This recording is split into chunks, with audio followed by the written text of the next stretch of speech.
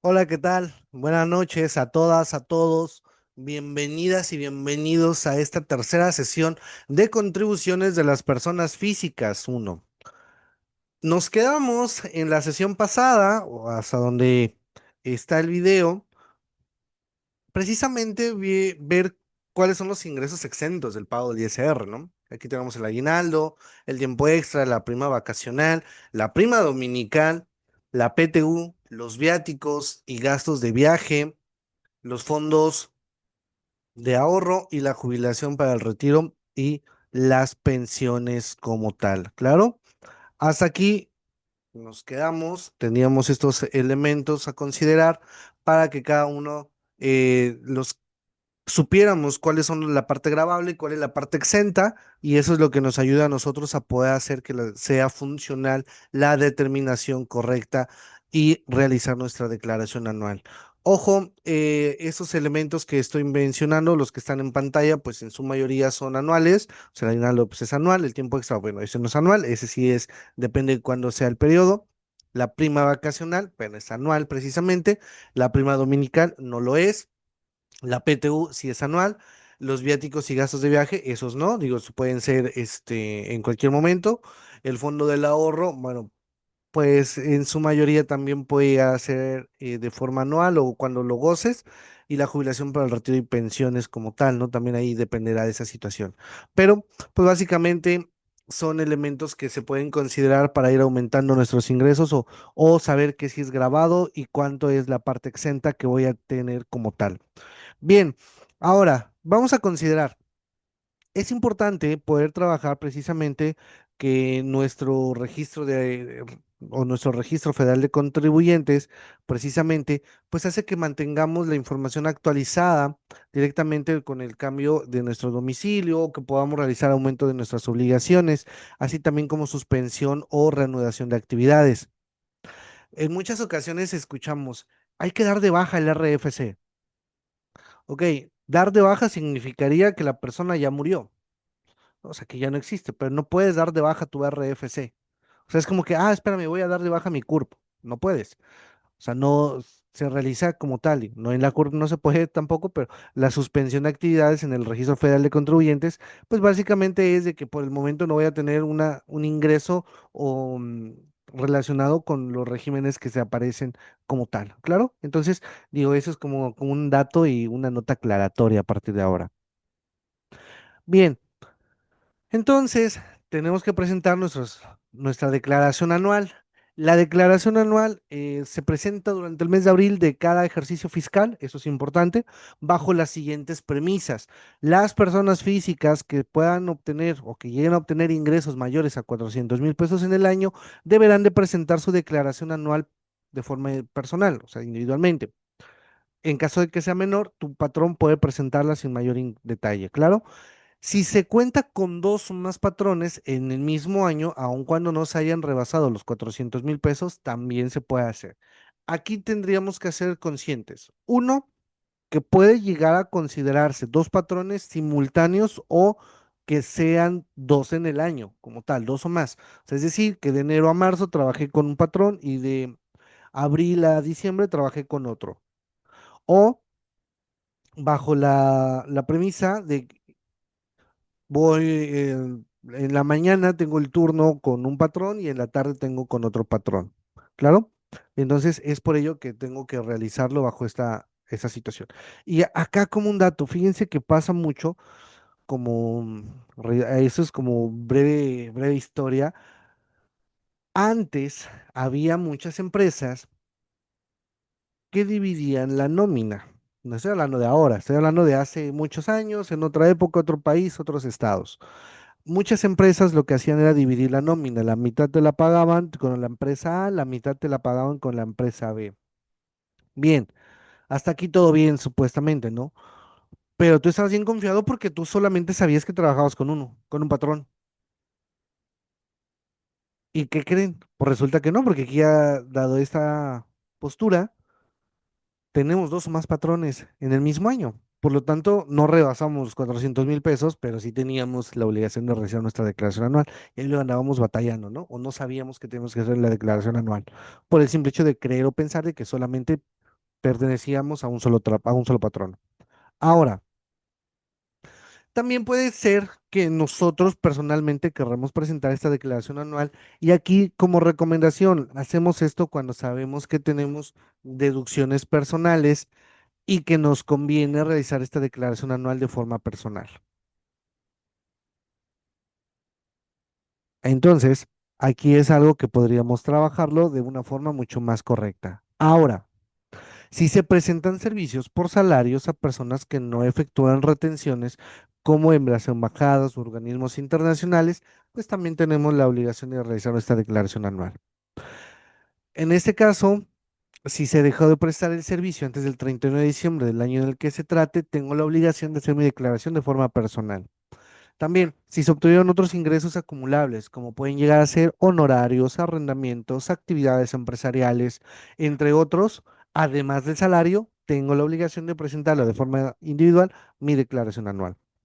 También, si se perciben ingresos por conceptos de jubilaciones, pensiones, liquidaciones o algún tipo de indemnización laboral que llegue a tener, deberé de realizar mi declaración anual como tal. Claro, así es que no lo perdamos de vista, que esto debe ser súper funcional.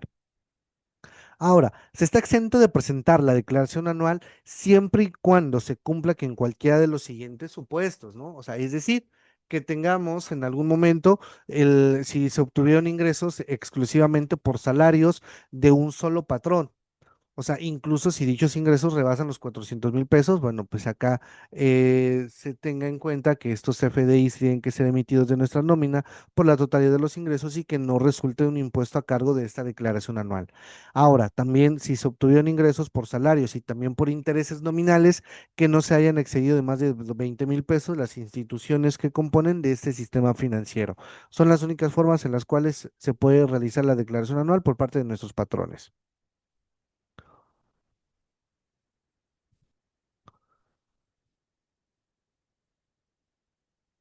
Por lo tanto, vamos a concluir con la declaración anual. La declaración anual, sin duda alguna, vamos a tener que identificar los ingresos que provengan del régimen de sueldos y salarios, principalmente pues, son para personas físicas, ¿no? Y que puedan llegar a identificarse con las obligaciones fiscales que tenemos marcadas. Esto nos va a ayudar a tener una mejor planificación, tanto financiera como poder hacer la planificación fiscal. Acá es importante y no debemos de olvidar que las empresas en México tienen diferentes tipos de regímenes fiscales y aquí tendríamos que saber si somos personas físicas o personas morales como tal. Claro, es importante también actualizarnos en materia fiscal constantemente. Hay modificaciones, digo, no es que sea como diario o mes con mes, pero puede llegar a pasar de que tengamos ciertas modificaciones con alguna periodicidad y eso genera que como tal, por ejemplo, la UMA que cambia constantemente del año, bueno, se va actualizando, entonces no siempre tenemos los mismos limitantes. O sea, en los ejemplos que estamos viendo en pantalla, o se habían utilizado con la UMA marcada al 2025, pero obviamente para el siguiente año ya no van a ser funcionales porque la UMA se actualizará y será la UMA de 2026. O sobre todo, si estoy haciendo un ejercicio o un cálculo correspondiente al periodo del 2024, pues tampoco puedo utilizar la UMA del 2025. ¿Claro? Eso es algo importante, digo, que no debemos de dejar pasar para poder hacer que las cosas sean funcionales como tal. Ahora, en este caso, también tendríamos que ver precisamente cómo es que se genera en algún momento dado la determinación de los ingresos, pues cuando tenemos como tal en el régimen de sueldos y salarios, o sea, cómo determina las deducciones, precisamente esas deducciones laborales, o sea, cuáles son y en qué momento. Bueno, aquí voy a tomar en cuenta, muy importante, en términos laborales, tengo que ver que el impuesto sobre la renta directamente lo que afecta al régimen de sueldos y salarios. También tendré que ver la normativa del Instituto Mexicano del Seguro Social, también hay una normativa del ISSSTE y que pues básicamente esas dependencias son aquellas que nos brindan la seguridad social como tal y que nos hacen retención, bueno, nosotros hacemos una aportación para que podamos ser partícipes de este beneficio como tal. Y también tenemos en algún momento dado elementos a considerar, como por ejemplo pueden llegar a ser el tema de pensiones alimenticias o alguna cuestión mercantil, por ejemplo, en una cuestión de una... algo marcado dentro de la institución y ahí tendríamos que tomarlo en cuenta para no perdernos de vista como tal. Ahora, el día de hoy vamos a marcar precisamente cómo se calculan esos ingresos con base a las deducciones laborales, sociales, legales y principalmente las fiscales, obviamente, ¿verdad? Entonces, vamos a partir precisamente de la ley del impuesto sobre la renta, dentro de nuestro artículo 20 94, perdón, se estipula que se consideran ingresos por la prestación de un servicio personal subordinado, los salarios y las demás prestaciones que resulten de una relación laboral o una rescisión de esta, incluyendo la participación de los trabajadores en las utilidades de las empresas. Sin embargo, la Ley Federal de Trabajo en el artículo 82 establece que el salario es la retribución que se debe pagar de un patrón.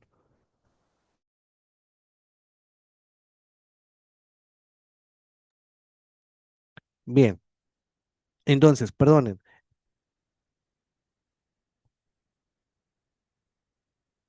bien, ya se escucha, ¿verdad? Entonces, en el artículo 82 se estipula que el salario es la retribución que se debe pagar al patrón al trabajador por el trabajo que se realice como tal. Entonces, en esta misma ley, en el artículo 84, se va a señalar que el salario puede fijarse por unidad de tiempo, por unidad de obra, por una comisión o por un precio alzado o por cualquier manera que se tenga, siempre y cuando pues, se llegue a un acuerdo como tal. Entonces, tenemos diferentes tipos de salario, claro, y esto es algo importante que no debemos dejar pasar. Los salarios van a estar siendo considerados precisamente con la intención en todo momento. Aquí, de un segundo.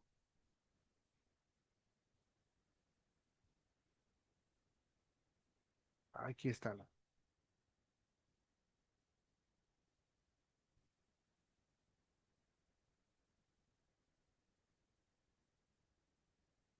Aquí están. Entonces, los salarios como tal, de forma rápida, están basados en unidad de tiempo, en unidad de obra y por comisión. De todos modos, este material lo pueden consultar tanto en la plataforma como en el archivo de Drive para que no tengan ningún detalle.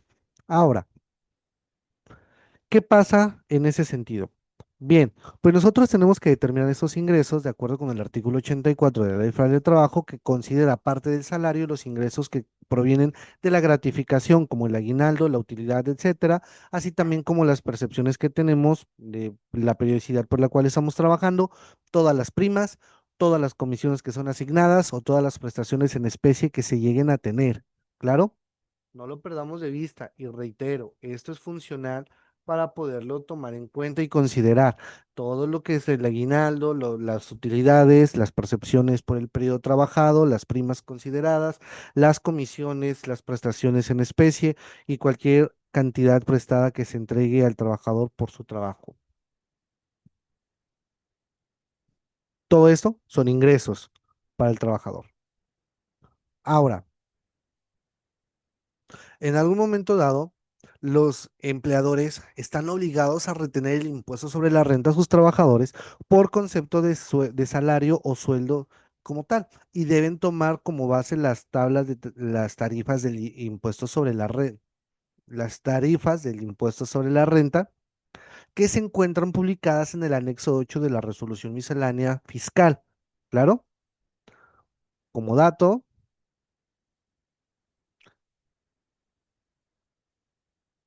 aquí están. Claro. Ahora, esto es lo que mencionaba con anterioridad. Por ejemplo, aquí claramente dice que es para el 2024. Claro, es 2024. Entonces, ¿qué pasa como tal? ¿Son diferentes? Sí, realmente sí, son diferentes para en algún momento dado que yo quiera ver precisamente las del 2025, pues obviamente vamos a tener que considerar completamente las actualizadas como tal, claro. Así es que no lo perdamos de vista. Se los voy a poner aquí. De un momento, está cargando la página y aquí está.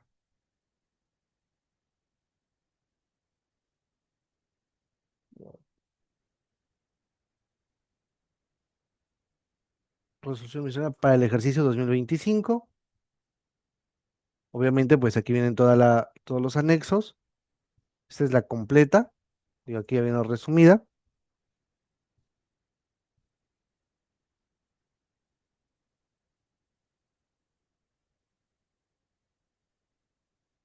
Aquí está, la 2025, claro,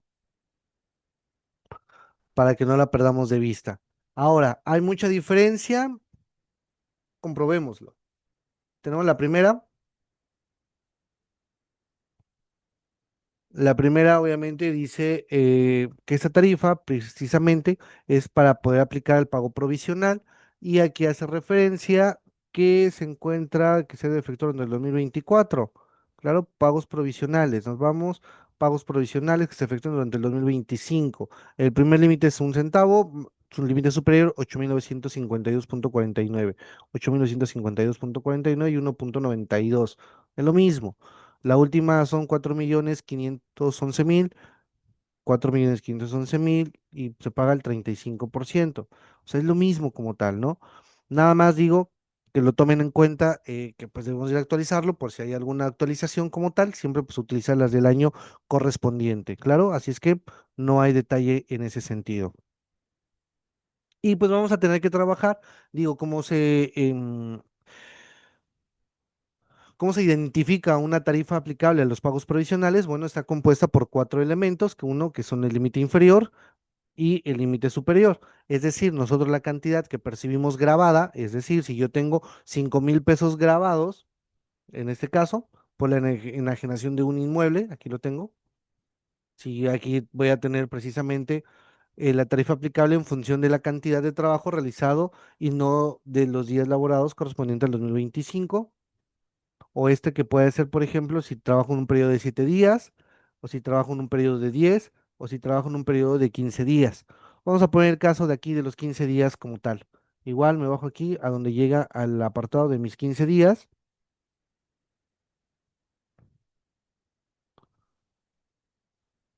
Aquí está.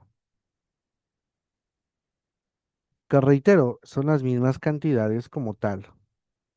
Pero bueno, tomemos en cuenta, si yo gano, por ejemplo, durante 15 días percibo 5.000 pesos, tendré que ver esos 5.000 pesos en qué apartado del límite inferior puede caber y el límite superior que no se exceda. Entonces, los 5.000 pesos en el límite inferior pueden caber dentro del rubro de los 3.124 y dentro del rango de 5.490. Encuentro esa cantidad considerable. ¿Qué pasa si yo tendría 5.491? Bueno, pues ya no puedo caber en este rubro, ¿no? Entonces tendría que pasar en 5.491. Y esto genera como tal que tenga que hacer lo siguiente. La fórmula, y ahorita la vamos a ver, tendría que hacerlo de nuestro límite inferior, y tengo mi límite superior como tal. Entonces, ya me doy cuenta que el rango, aquí hay un espacio y podrían ser mis 5.000 pesos que percibo como tal. A esta cantidad, obviamente, pues aquí es donde empezaría a generar mi proceso de cálculo de impuestos. En un momento más lo vamos a hacer, así es que no hay detalle en ese sentido. Aquí está como tal en pantalla que tenemos en cuenta nuestro salario base. Nuestro salario base va a ser de 18.500. Entonces vamos, buscamos 18.500. Acá tendría que ser, bueno, bajo esta postura, depende cuando lo percibe. Se presenta mencionado que dicho cálculo se realiza sobre las percepciones. En el siguiente apartado se realiza el total del cálculo de una nómina con sus deducciones correspondientes. 18.500 no nos dicen, vamos a entenderlo que es quincenalmente, como comúnmente se realiza. 18.000, perdonen, 18.500 pesos. Entonces buscamos estos 18.000 pesos y están en ese rubro. Y entonces tenemos salario base y le restamos el límite inferior.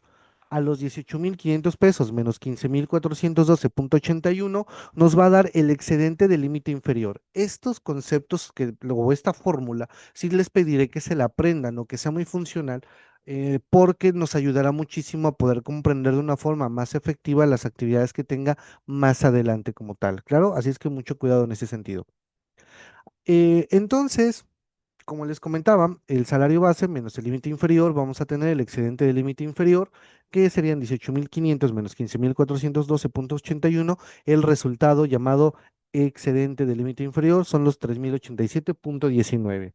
Este excedente se multiplica por el por ciento para aplicarse sobre el excedente del límite inferior.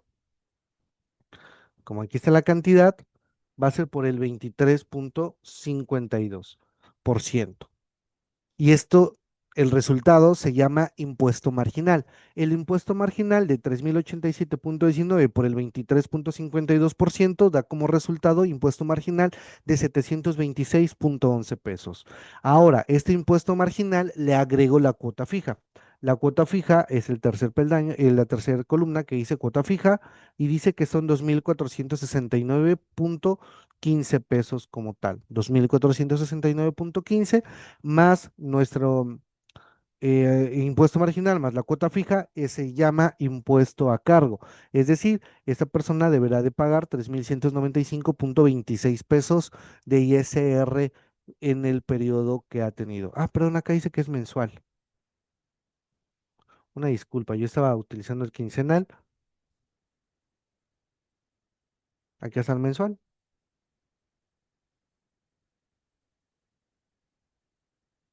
De todos modos es el mismo, ¿no? Nada, lo que cambia aquí son 1,660 como tal. Aquí estamos utilizando la quincenal, entonces digo, ahí habría que tomar en cuenta ese apartado. Y posteriormente tengo que buscar mi subsidio al empleo. Ahora, el subsidio al empleo con base o en qué elemento puedo considerar en algún momento dado. Bueno, acá tendré que considerar lo siguiente. A partir de ahora vamos a considerar que el subsidio al empleo, ¿a qué personas se les paga el subsidio al empleo? Aquí tendríamos que considerar ese subsidio al empleo, siempre se le paga obviamente a las personas que tienen un ingreso menor. Es decir, es un apoyo gubernamental en el cual está apoyando a los trabajadores porque dice, ¿sabes qué? Me doy cuenta de que pues percibes un salario mínimo. Entonces, esa fue la intención original, ¿claro? Entonces, este subsidio se paga a los trabajadores formales con ingresos bajos, o sea, es decir, que generan un salario dentro de los límites establecidos por la ley como tal, y en algún momento dado, hace que no paguen, o bueno, que pagues menos impuestos sobre la renta y que puedas recibir una cantidad mayor en tu salario neto. ¿Claro? Eso es importante y no perderlo de vista como tal. Ahora, este subsidio al empleo ¿nos ayuda? Sí, claro. ¿Tiene beneficios? Claro que sí. Pero pues obviamente aquí por el salario que percibe, pues no es como tal.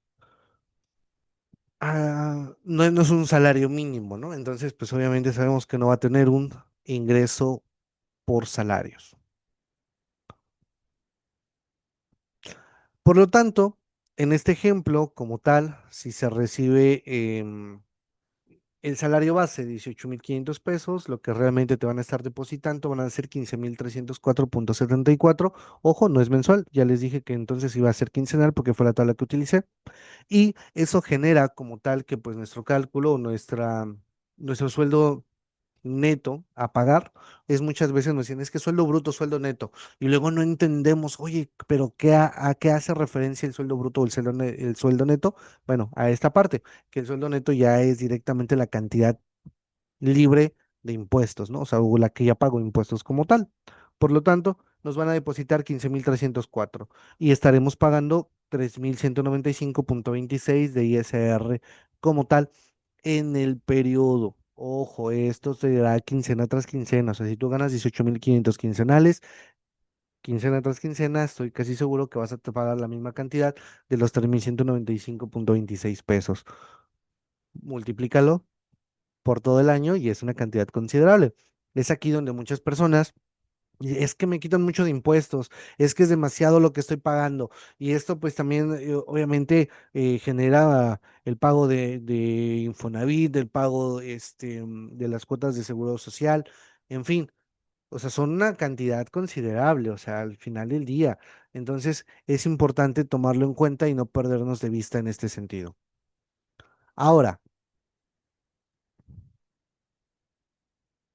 ¿qué pasa si en algún momento dado les pongo que esos 18.500 pesos al mes como tal, vamos a recibir un aguinaldo como tal? Bueno, pues precisamente vamos a considerarlo, lo voy a tomar aquí en cuenta, me paso este apartado, percibo 18.000 pesos al mes.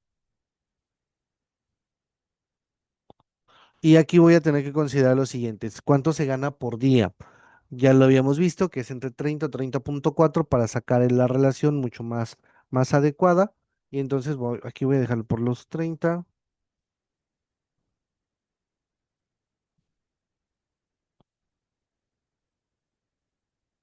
claro.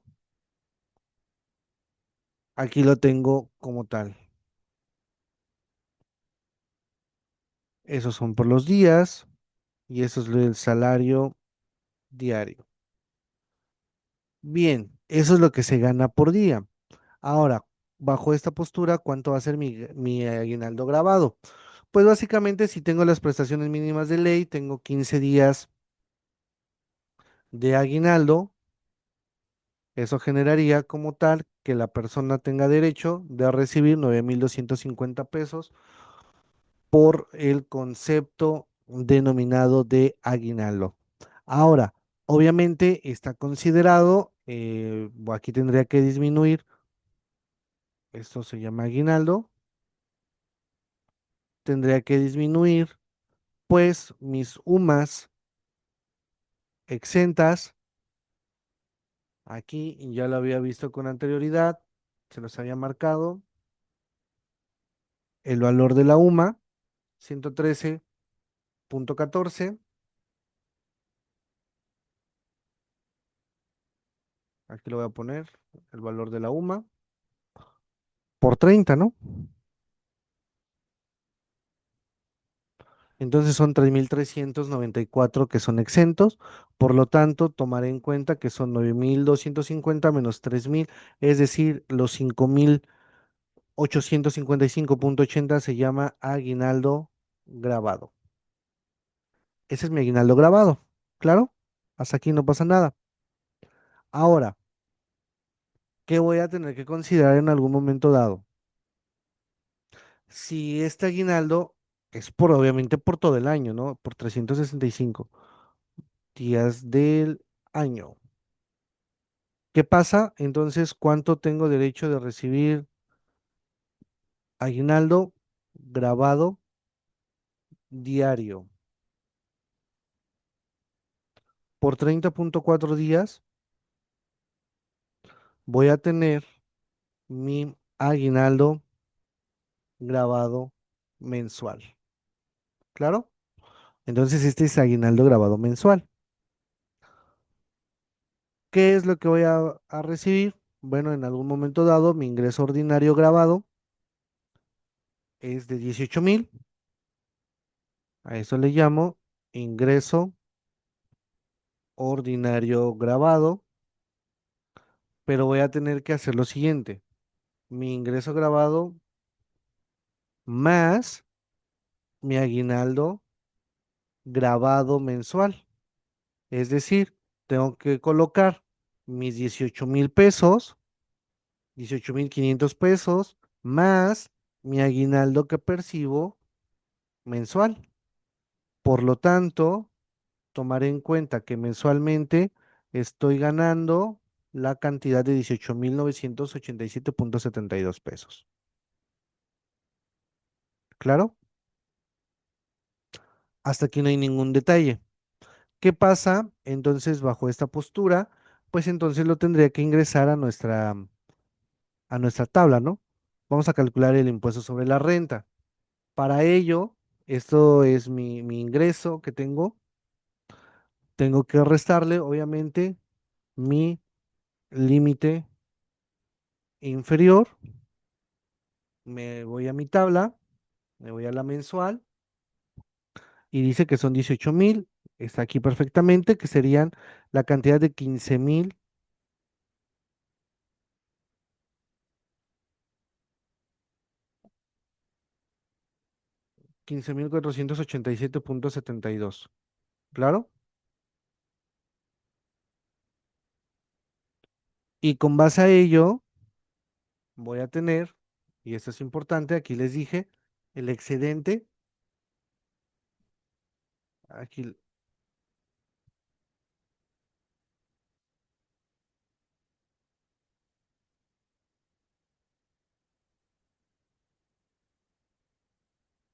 este excedente, como tal, por 3,500 pesos, lo tengo que multiplicar por el porcentaje del excedente del límite inferior, que en este caso es del 21,36%. Corroboro, 21,36% correctamente. Entonces, el resultado lo voy a llamar como tal. Aquí lo tenemos, vean. Seguimos la misma fórmula. Impuesto marginal. No lo olvidemos que se llama impuesto marginal. A esto le agregamos entonces la cuota fija.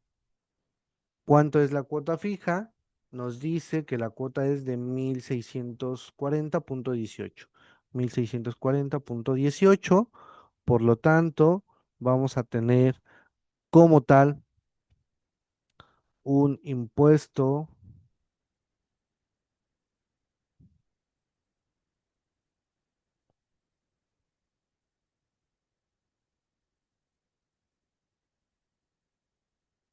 Aquí está.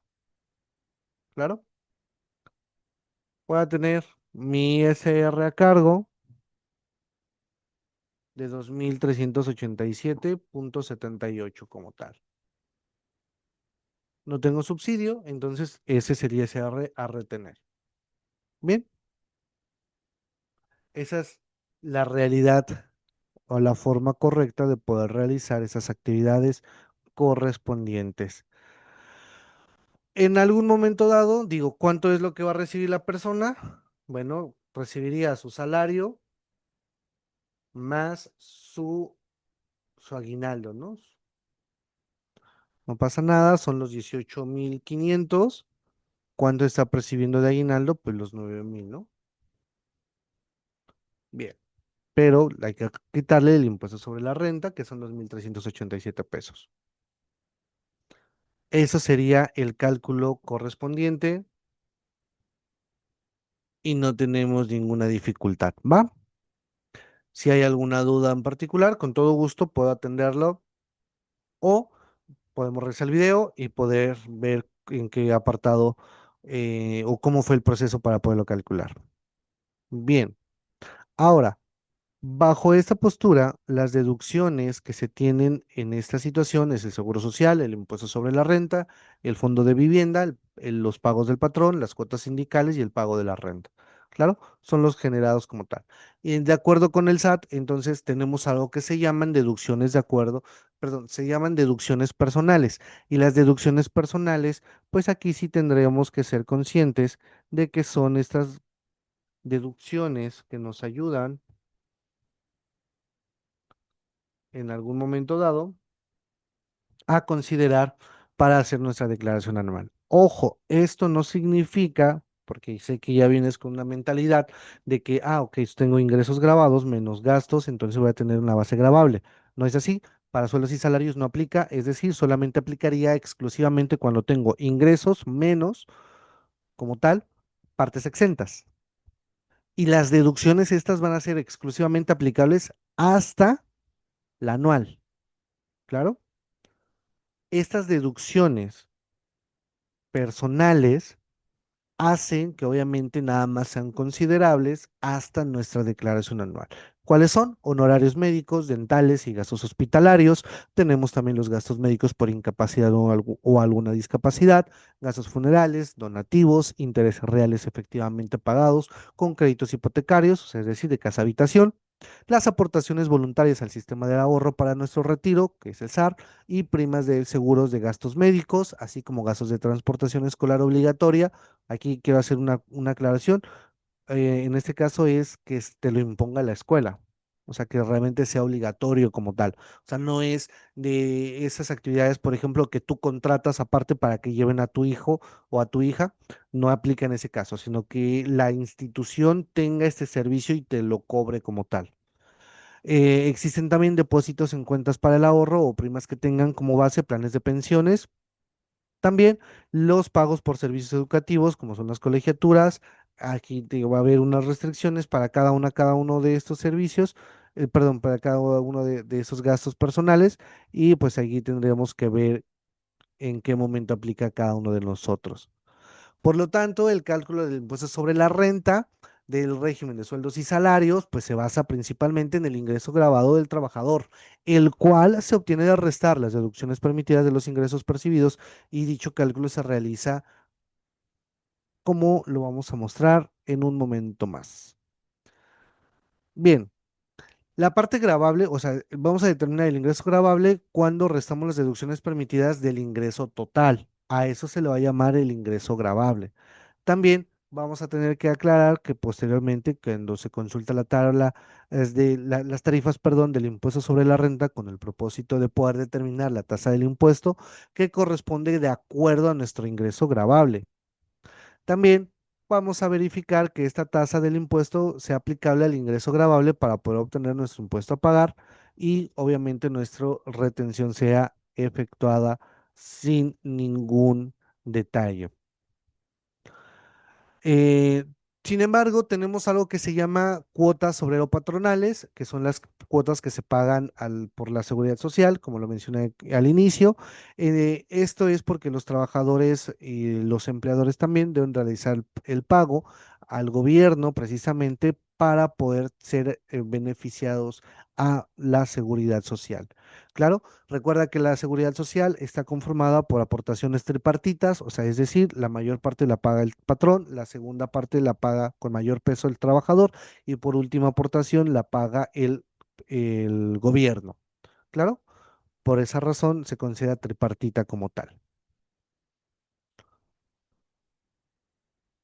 Ahora, ¿cuáles son los seguros que se pagan, o cuáles son los elementos a considerar para la nómina correspondiente? Bien, pues tenemos como tal 5 seguros que abarca el Instituto Mexicano del Seguro Social, que es el seguro de enfermedades y maternidad, el seguro de riesgo de trabajo, el seguro de invalidez y vida, el seguro de retiro, cesantía en edad avanzada y vejez, y por último el de guarderías y prestaciones sociales. ¿Claro?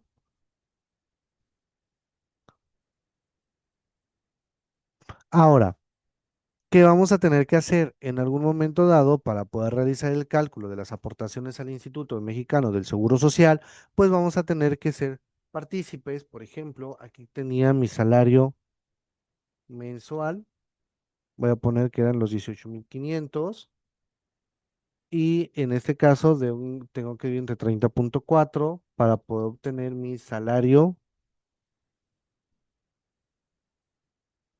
En este caso, aquí tendría mi salario diario.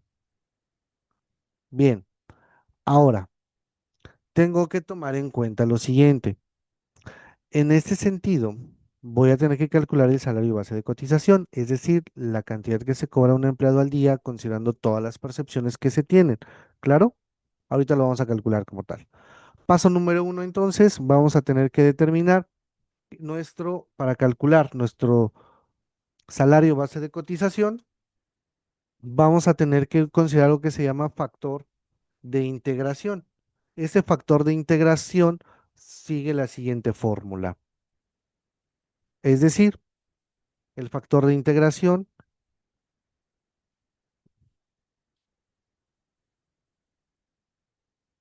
factor de integración, vamos a considerarlo directamente, que son considerados mis 365 días del año, más los días de vacaciones que tengo, voy a tener que multiplicarlos por el 25% de mi prima vacacional,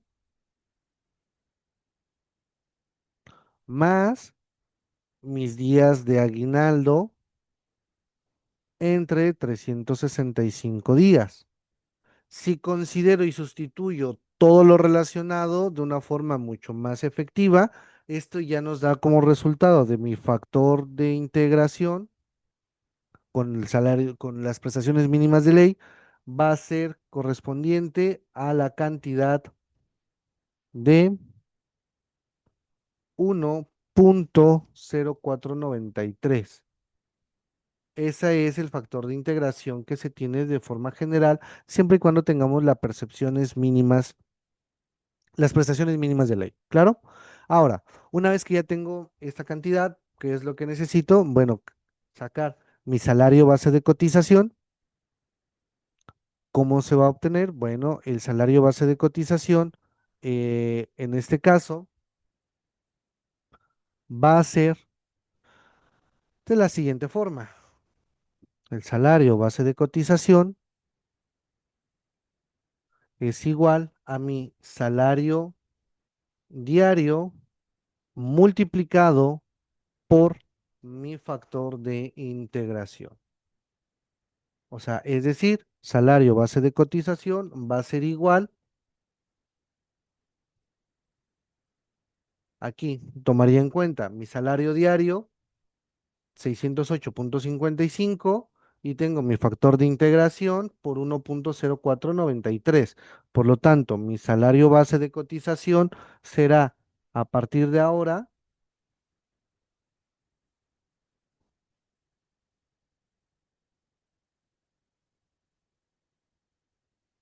dame un segundo, de 638,55. Ese es mi salario base de cotización a partir de ahora. ¿Qué hago con este salario base de cotización? Bien, tendría que hacerlo de la siguiente forma. Realizaré mi cálculo correspondiente para realizar mis retenciones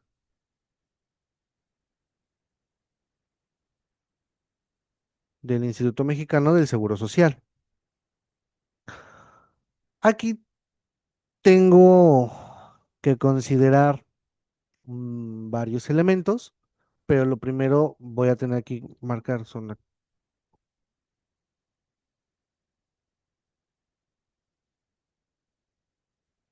aquí el factor de integración, salario diario integrado, salario integrado mensual y las deducciones del IMSS. ¿Claro? Digo, sé que voy rápido, pero no hay ningún problema.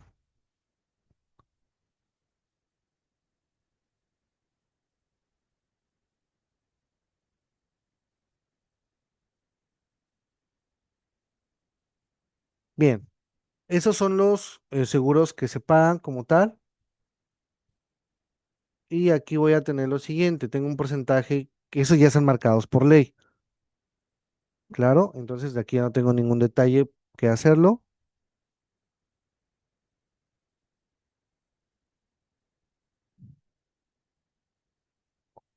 0,250%, 0,375%, 0,625% y 1,125%. ¿Claro?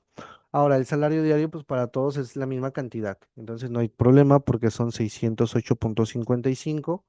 Este salario diario, ¿de dónde lo tengo? Aquí está, mi salario diario. Ahora, mi factor de integración también ya lo tengo a considerar, que es por 1,0493, o es el resultado. Y aquí tengo mi salario diario integrado. Mi salario diario integrado ya lo había mencionado, que es multiplicado de 638 como tal. Bien, bajo esta postura, tengo mi salario integrado mensual. ¿Cómo se calcula? Pues multiplicado por 30.4. ¿Claro?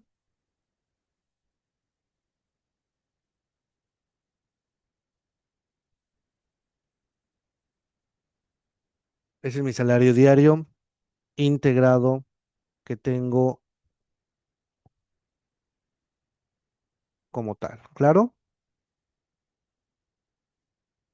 Ahora, ¿qué vamos a hacer?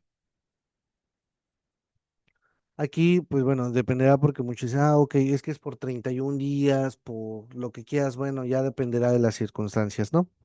Ahora, ¿qué hacemos en este caso?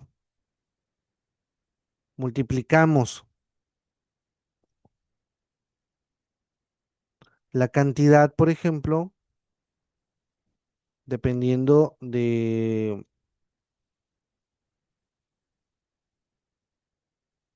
cuánto va a ser nuestro resultado. La intención en este sentido, obviamente, será de,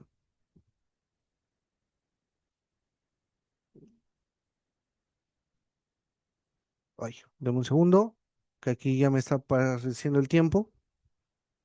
Un segundo. Todavía voy a aprovechar esos últimos minutos y no tener ninguna dificultad. ¿Va? Entonces, les decía, ¿qué es lo que vamos a hacer ahora? ¿O qué es lo que necesitamos hacer a partir de este momento? Bueno, pues precisamente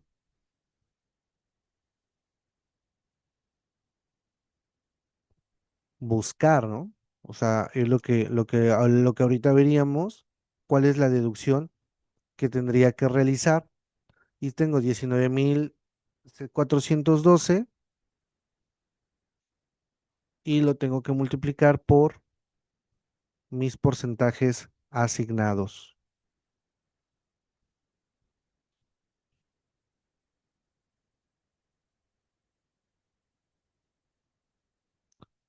Solo que no me permite.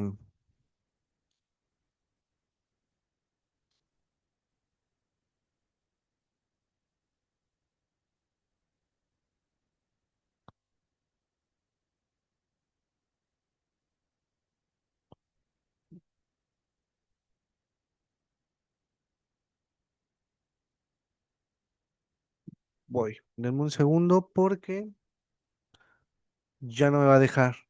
Ya me falta nada más esta última parte, ¿eh? Es lo único que me falta, pero aquí tendríamos que tomar en cuenta cuáles van a ser estos resultados o cuáles van a ser la forma de poderlos obtener. Bien, para poder sacar esta deducción, pues tendríamos que realizar la multiplicación correspondiente del porcentaje de retención que tengo para que me dé la cantidad. El detalle aquí como tal, no sé qué me está pasando en la hoja de cálculo, que no me permite referenciarlo. O sea, lo estoy tratando de referenciar, pero no me lo permite y no me está sacando el resultado. O sea, me arroja una cantidad completamente errónea porque no me permite el porcentaje del 0.400, ¿no? O sea, todos estos los había dejado de esta forma, pero no me lo pone. O sea, no me pone la cantidad. Y eso es lo que no sé por qué. No sé por qué no me lo está permitiendo.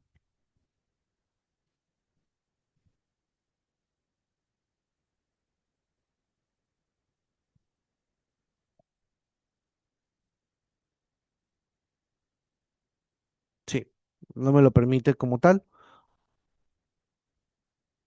Voy a tener que verificarlo directamente. Ahora, ¿qué pasa en este sentido? Voy a tener que considerar, por ejemplo,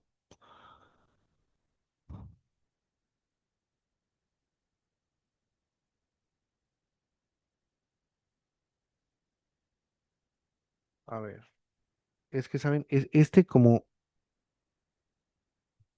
como si es como si es punto, o sea, si me lo pone completo, debería de hacerlo. A ver,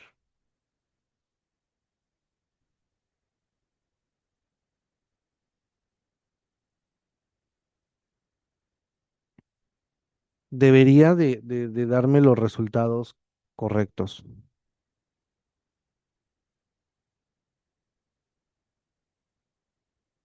Nada más que esta cantidad no es la correcta. Y aquí ya lo único que nos faltaría sería hacer la sumatoria, es decir, que tendría una retención de 538 de aportaciones al Seguro Social. ¿Claro?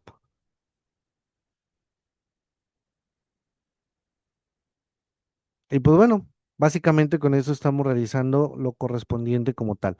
Nada más para que no perdamos de vista, cuando tenemos alguna situación de una pensión de alimentos, en este caso, siempre se tienen que considerar diferentes elementos a considerar. Por ejemplo, el cálculo de las pensiones alimenticias se tiene que tomar en cuenta los ingresos que percibe la persona que debe otorgar la pensión alimenticia, tales como el salario, gratificaciones, vacaciones, aguinaldo, etcétera, que asimismo se deba considerar las deducciones y retenciones como los impuestos y préstamos hipotecarios como tal.